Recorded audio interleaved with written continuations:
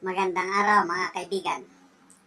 Pag-usapan natin ang pamumulitika ng dalawang senatorial candidates during Panagbenga Parade noong Sunday.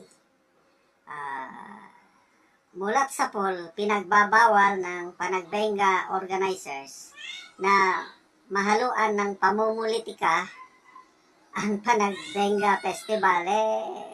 May nakisawsaw. Ito sa balita ng Rappler. Title Aimee Lito Lapid banned from joining future Panagbenga parades. February 27 by Frank Simato.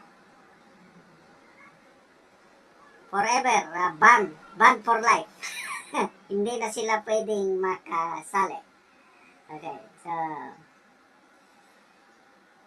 the Panagbenga politicians will now be banned from participating in Baguio's Flower Festival election year or not.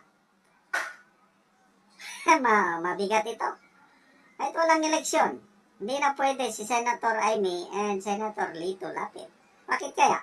Okay.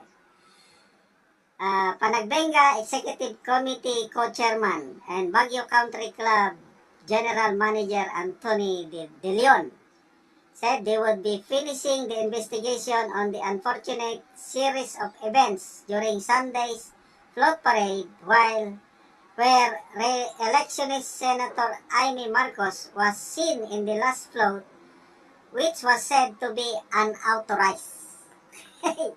Ganito, 42 floats lang ang sumali. Tapos, yun na. Walang politika talaga ever since. Na-assign ako ng Philippine Military Academy in Baguio. 2006 to 2009. Kaya kabisado ko ito. Palagi yung 3 years na na-assign ako sa Baguio. Nanonood ako palagi ng Panagbenga. Alam ko yung patakaran. No politics. So, nung Sunday, yan na. 42 floats. Biglang may at the end. At the end of the 42, may sumali na ika-43. Ano yung ika-43? Na unauthorized. Yun na po, yung float. Nandun si Senator Aimee Marcos. Kaya, nabigla ang mga organizer, bakit? So doon, kaway-kaway. Then pagkatapos ng parade, bumaba ang senadora, tapos nakihalubilo sa mga tao. So, ayan, reklamo ang mga organizers. Ano pang nangyari? Ito, kay Senator Lito Lapid naman, wala siyang presensya. Hindi siya nagpakita. Kailan may nagdi-distribute ng campaign materials ni Senator Lito Lapid. Ganun po ang nangyari. Okay, so, ano pa? Yan. An award-winning float was also shown giving away campaign materials of returning senatorial bet Lito Lapid. Kasi malalaki ang premyo First time in history na ganito kadami ang sumali sa float parade. Umabot ng 42.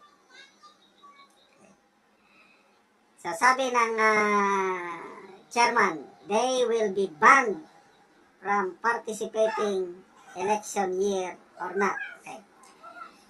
They have violated our rules and regulations, sabi ni Mr. De Leon.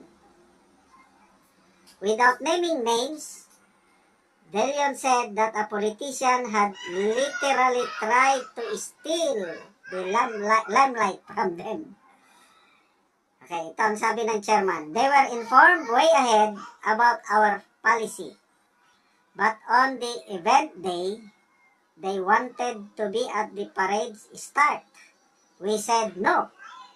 Then they wanted to be in the middle and stop, and we said no. then used their campaign colors and jackets and distributed campaign materials. They complied partially, but in the end, they did not. I do not know if any of them apologized, said Panagbenga co-chair Freddy Alqueros. But anyway, the damage has been done. Okay? We just want respect, sabi ni Mr. De Leon. We don't go to their provinces and campaign. So, sa ngayon, medyo alanganin si Senator Amy Marcos dahil itong lumabas na survey results, bago lang SWS at WR numero, hindi siya nasama sa Magic 12. Nasa number 14 lang ata. Ito naman, medyo nakakagulat itong si Senator Lito Lapid. Itong survey, SWS at WR numero, pumapasok siya palagi. Anyway, malayo pa naman ang election date. Sabi nga ng WR numero, yung presidente ba nila, na marami pang mababago, sabi niya. Kasi kasisimula pa lang ng campaign period. Kaya depende na lang daw sa mga kandidato yung gagawin nilang campaign sortie o yung campaign, yung effectiveness ng campaign nila. So, tayo naman, kailangan yung siyam na senatorial lineup ng PDP laban. Sabi nga, nakikiusap si PRRD na para na lang sa aking anak, botohan niyo yung siyam. Para ko, pag nanalo yung siyam, hindi na mai-impeach si BP Sara. So, makita mo yung pagmamahal ng isang ama sa kanyang anak. Nakikiusap siya sa publiko, botohan yung siyam na PDP laban candidate. So, ako, I have decided, yes, straight, PDP yung siyam.